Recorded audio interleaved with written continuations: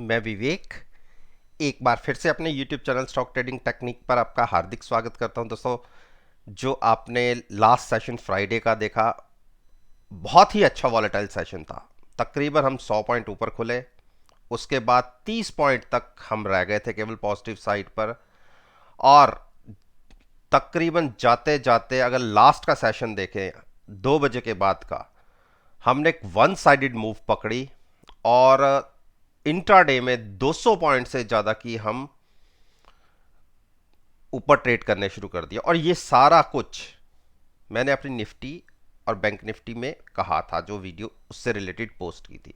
उसमें मैंने ये कहा था कि मुझे निफ्टी के अंदर पॉसिबिलिटी नीचे जाने की कम लगती है, लेकिन बैंक निफ्टी स्ट्रगल करेगी। तो वैसा ही देखने को मिला। बाकी और क्या कहा था मैंने उसके बारे में, वो तो मैं उसी वीडियो के अंदर डिस्कस करूंगा। इस वीडियो में मैं निफ्टी इंडेक्स के ही 10 स्टॉक्स के ऊपर बात कर रहा हूं और इनसे रिलेटेड एक वीडियो डेली पोस्ट करता हूं। पिछली वीडियो को एनालाइज करना है तो नीचे डिस्क्रिप्शन बॉक्स के में एक लिंक है, आप वो लिंक को देखिए और फ्राइडे के सेशन को खुद कंपेयर कर सकते हैं। तो सबसे पहले बात करते हैं एचपीसीएल। देखिए, जब से एचपीसीएल ने इस ट्रेंड लाइन को क्रॉस करके ऊपर क्लोजिंग दी है, मैंने आपको यह कहा था कि इसके नीचे एचपीसीएल का जाना थोड़ा सा मुश्किल लग रहा है। यह अब स्ट्रॉन्ग सपोर्ट का काम करेगी और पिछले 5 दिन से देखिए ऐसा ही हो रहा है। जो फ्राइडे की क्लोजिंग आई है वो भी इस ट्रेंड लाइन के ध्यान ही आई है, यानी स्ट्रॉन्ग दिख रहा है ये स्टॉक, लेकिन कंसोलिडेशन भी चल रहा है। आप इस चीज को भी ध्यान रखिएगा। जिसकी पोजीशन नीचे है, नीचे से यहां से जब हमने बनाई थी और मैंने ये कहा था या तो आप यहां पर एग्जिट करिए या आप यहां पर इस वाली ट्रेंड लाइन का जो भी प्राइस निकलेगा डेली बेसिस पे, आप उस पर अपना स्टॉप लॉस, प्रॉफिट में जो स्टॉप लॉस होता है वो डाल के रखिए कि अगर गिरावट में स्टॉक नीचे आए तो आप एक बार एग्जिट हो जाए। अब मुझे पता नहीं कि किसी ने डाला या नहीं डाला, लेकिन एक बार हम यहां पर इंट्राडे में आए जरूर नीचे थे और इसी पर ही क्लोज हुए थे थर्सडे के सेशन में। उसके बाद अगले दिन फिर खुले ऊपर और ऊपर ही बने हुए हैं। नीचे अब आपको करना क्या है, स्टॉक काफी स्ट्रांग है। 343 नीचे और उसके बाद सपोर्ट बनती है 335 की।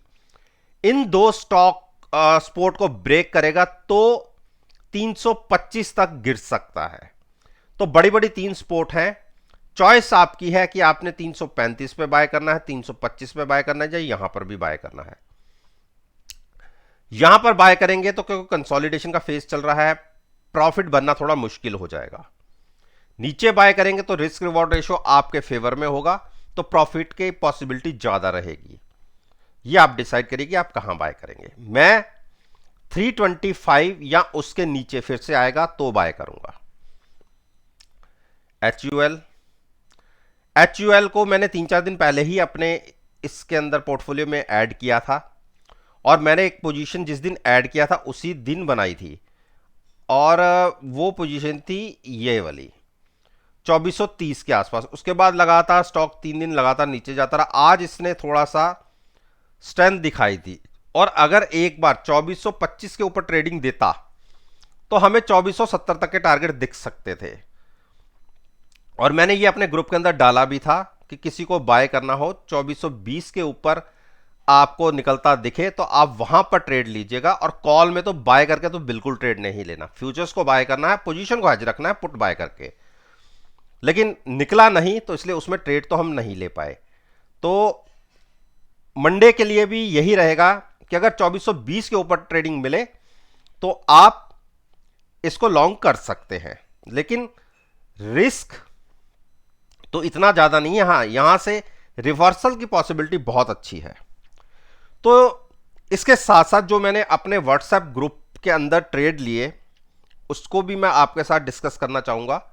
मैंने एल एन टी को शॉर्ट करके ट्रेड लिया और एक टाइम तो वो 25 रुपए हमारे फेवर में आ गया था, लेकिन जाते जाते थोड़ी सी रिकवरी आई और जहां हमने शॉर्ट किया था उसी के आसपास के प्राइजेज है। HDFC लाइफ के अंदर मैंने 705 पर एक ट्रेड लिया हुआ था, ये मेरी पुरानी पोजीशन थी, उसको मैंने कल प्रॉफिट में क्लोज किया है तकरीबन 12 रुपए ऊपर। लॉट साइज के हिसाब से आप खुद प्रॉफिट कैलकुलेट कर सकते हैं। और हिंदुस्तान यूनिलीवर की मैंने बात आपके साथ कर ही ली है। इसके साथ साथ मैंने एक ओपिनियन अपना जनरेट किया था HCL टेक के ऊपर। मुझे HCL टेक 1177 के ऊपर बहुत अच्छा स्ट्रांग लग रहा है, तो मैंने अपने ग्रुप के अंदर बाय करने के लिए 1177 के ऊपर डाला भी था। और मुझे नहीं पता कि उसके ऊपर ट्रेड हुआ है या नहीं, क्योंकि मैं अपने ग्रुप के अंदर था नहीं और मैंने अपनी चेक भी नहीं किया कि अभी वो ट्रेड हुआ है या नहीं। तो 1177 के ऊपर हमने बाय करना था, वो भी चेक करूंगा। ये मेरे व्हाट्सएप ग्रुप की परफॉर्मेंस थी और अच्छी परफॉर्मेंस थी, कहीं कोई नुकसान नहीं था, प्रॉफिट में ही है अभी भी। और जो पीछे एग्जिस्टिंग पोजीशन चली आ रही थी उसमें भी एक दो लॉट को छोड़ दे तो बाकी अच्छे प्रॉफिट में है। अब अगर आप में से कोई मेरे इस ग्रुप को ज्वाइन करना चाहता है तो मेरे साथ जुड़ने का तरीका है, मेरी ईमेल आईडी नीचे है, आप उस पर अपना कॉन्टैक्ट नंबर मुझे फॉरवर्ड कर सकते हैं। एक हफ्ते के लिए फ्री ऑफ कॉस्ट मैं आपको एंट्री दूंगा, केवल मुझे एनालाइज करने के लिए। अब आते हैं हम आईटीसी। देखिए आईटीसी ने इंट्राडे में हाँ क्लोजिंग अच्छी आई है, बहुत अच्छी क्लोजिंग आई है और इसने एक बड़ी रेजिस्टेंस क्रॉस कर दी है। अब मुझे इसका टारगेट 240 का लगता है, तो जिसने नई पोजीशन लेनी है वो भी यहां पर ले सकता है। 230 की पुट बाय करके फ्यूचर्स को लॉन्ग कर सकते हैं। हिंडाल्को ने एक अच्छी बाइंग दिखाई पिछले 2 दिन से और स्टॉक यहीं पर अटकता है 470 75 475 के ऊपर अगर हमें ट्रेडिंग मिलती है। और जैसे कि इसके रिजल्ट्स बहुत अच्छे आए हैं, क्योंकि मार्केट सेशन के बाद रिजल्ट्स आए हैं, मुझे हो सकता है कि ये मंडे के सेशन में 475 के ऊपर खुले और थोड़ा सी स्ट्रेंथ दिखाए। 490 तक के एक टारगेट के लिए इसको बाइंग कर सकते हैं। डॉक्टर रेड्डी में आज, यानी मैंने जैसे आपसे कहा था कि मैं 4850 के आसपास इसमें अपना प्रॉफिट बुक कर लूंगा, क्योंकि यहां पे स्टॉक बार बार अटकता है। और 4600 की मेरी बाइंग थी जो पिछले महीने हमने रोल ओवर की थी। पिछले महीने लॉस बुक किया था थोड़ा सा और पोजीशन को कैरी फॉरवर्ड किया था नवंबर के एक्सपायरी में, और पिछला लॉस सारा रिकवर हो गया। इस महीने में अच्छे प्रॉफिट में है और हमारी बाइंग एवरेज बहुत नीचे की थी, क्योंकि जब भी मैं ट्रेड लेता हूं फ्यूचर्स के अंदर तो अपनी पोजीशन को हैज रखता हूं। पिछले महीने जो रोल ओवर की थी फ्यूचर्स में लॉस था और पुट के अंदर बहुत अच्छा प्रॉफिट था, तो अगर उस प्रॉफिट को मैं ऐड कर लूं तो मेरी जो एवरेज थी बहुत नीचे की थी। 4850 पर एग्जिट हुआ, लेकिन स्टॉक की क्लोजिंग स्ट्रांग है।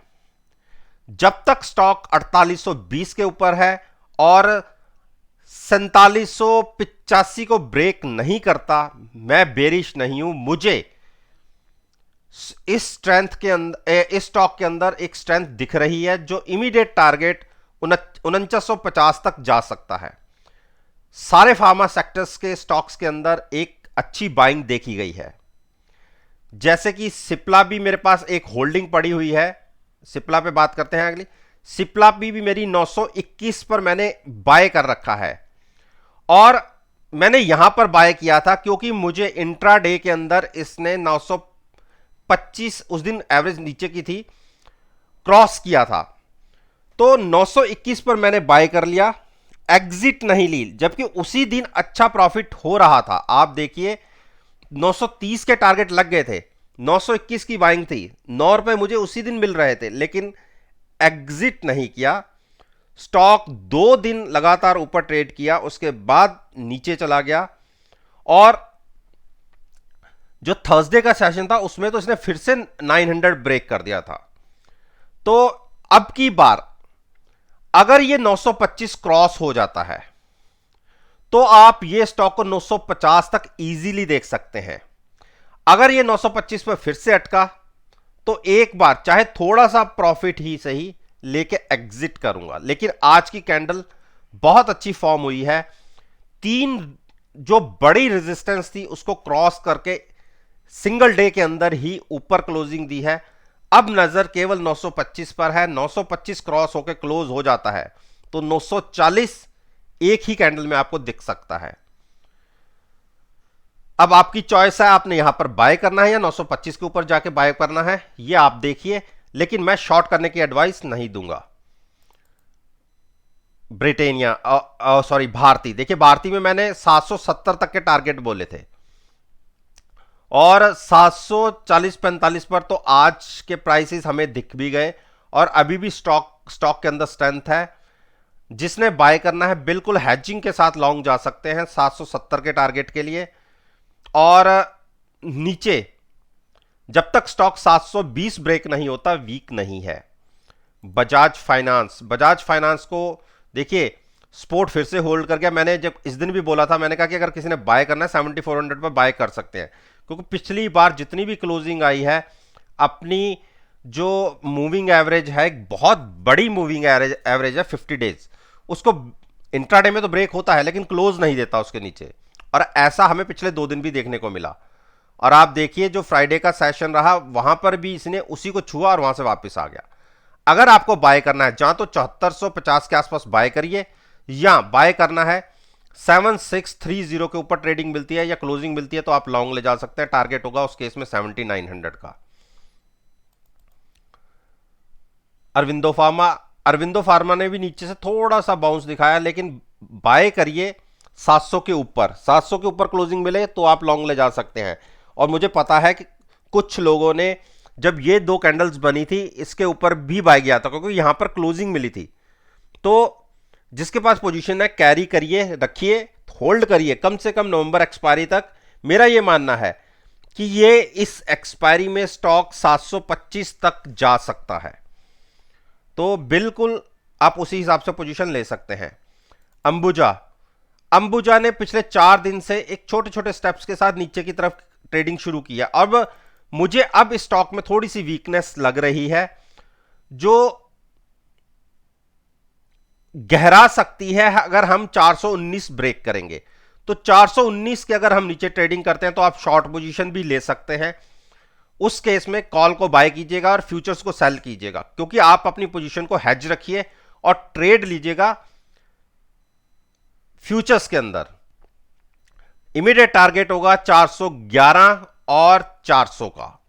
बाकी कितना प्रॉफिट आपने बुक करना है उस हिसाब से आप अपने ट्रेड को एग्जिट कर सकते हैं। ये टोटली चॉइस आपकी होती है, लेकिन मैं आपको यह बताता हूं कि मैक्सिमम रिस्क कितना लेना है। आपने अपनी कैपिटल का 3 से 4% से ज्यादा रिस्क मत लीजिएगा।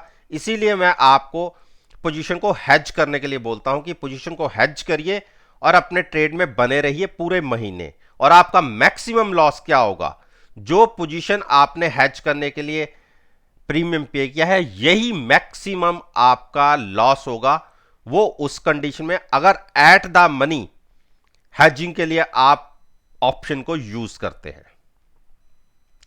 तो दोस्तों ये मैंने निफ्टी इंडेक्स के 10 स्टॉक्स के ऊपर अपना ओपिनियन आपके साथ शेयर किया है। और जैसे मैं हमेशा आपसे कहता हूं, मेरी इस वीडियो को आप नेक्स्ट ट्रेडिंग सेशन के साथ एनालाइज कीजिए और यकीन मानिए आपको बहुत अच्छे प्रॉफिटेबल रिजल्ट्स देखने को मिलेंगे। वीडियो अच्छी लगे तो मेरे साथ मेरे चैनल पर जुड़िए, चैनल को सब्सक्राइब कीजिए और साथ में बेल आइकन का बटन प्रेस करना मत भूलिएगा ताकि नोटिफिकेशन टाइम से आप तक डिलीवर हो सके। इस बात के साथ मैं आपसे विदा लेता हूं और एक नई वीडियो के साथ फिर से आपके सामने आऊंगा। तब तक के लिए धन्यवाद।